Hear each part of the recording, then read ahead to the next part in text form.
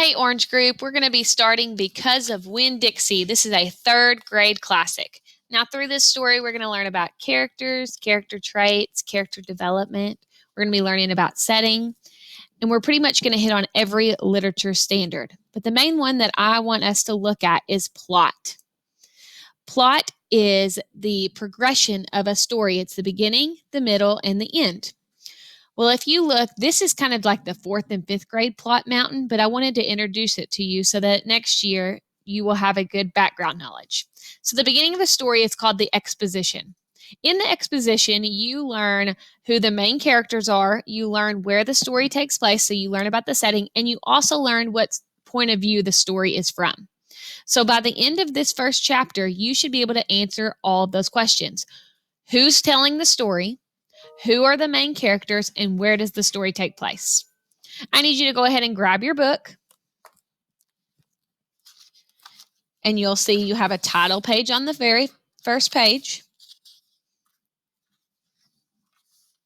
You even have a dedication page where it says, "For Tracy and Beck, because they listened first."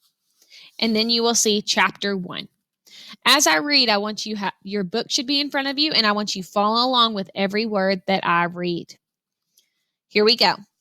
My name is India Opal Baloney, and the last summer, my daddy, the preacher, sent me to the store for a box of macaroni and cheese, some white rice, and 2 tomatoes. And I came back with a dog. This is what happened. I walked into the produce section of the Winn-Dixie grocery store to pick out my 2 tomatoes, and I almost bumped right into the store manager. He was standing there all red-faced, screaming and waving his arms around. "Who let a dog in here?" he kept on shouting. "Who let a dirty dog in here?" At first, I didn't see a dog. There were just a lot of vegetables rolling around on the floor, tomatoes and onions and green peppers. And there was what seemed like a whole army of Winn-Dixie employees running around, waving their arms just the same way the store manager was waving his. And then the dog came running around the corner. He was a big dog and ugly. And he looked like he was having a real good time. His tongue was hanging out and he was wagging his tail. He skidded to a stop and smiled right at me. I had never before in my life seen a dog smile, but that is what he did. He pulled back his lips and he showed me all his teeth.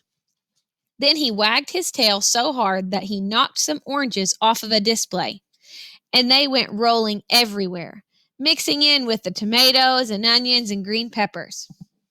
The manager screamed, "Somebody grab that dog!"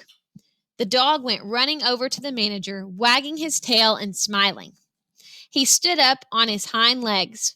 You could tell all he wanted to do was get face to face with the manager and thank him for the good time he was having in the produce department.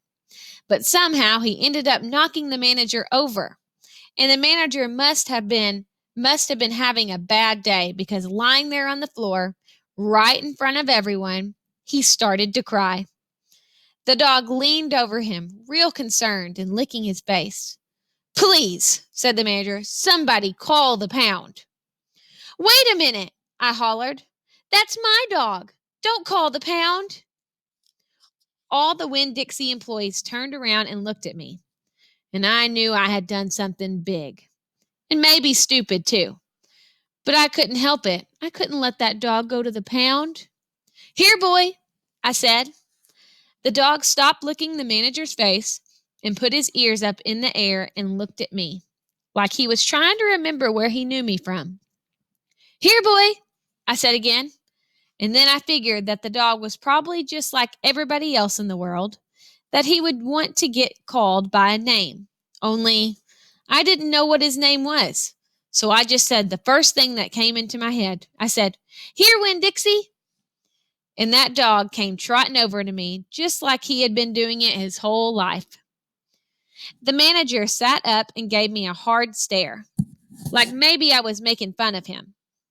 "It's his name," I said, honest. The manager said, "Don't you know not to bring a dog into a grocery store?" "Yes, sir," I told him. "He got in by mistake. I'm sorry. It won't happen again." "Come on, Winn-Dixie." I said to the dog. I started walking and he followed along right behind me as I went out the produce department and down the cereal aisle and past all the cashiers and out the door. Once we were safe outside, I checked him over real carefully, and he didn't look that good. He was big, but skinny. You could see his ribs, and there were bald patches all over him, places where he didn't have any fur at all. Mostly, he looked like a big piece of old brown carpet that had been left out in the rain. You're a mess, I told him. I bet you don't belong to anybody. He smiled at me. He did that thing again, where he pulled back his lips and showed me his teeth. He smiled so big that it made him sneeze. It was like he was saying, I know I'm a mess. Isn't it funny? It's hard not to immediately fall in love with a dog who has a good sense of humor. Come on, I told him. Let's see what the preacher has to say about you. And the two of us, me and Winn Dixie, started walking home.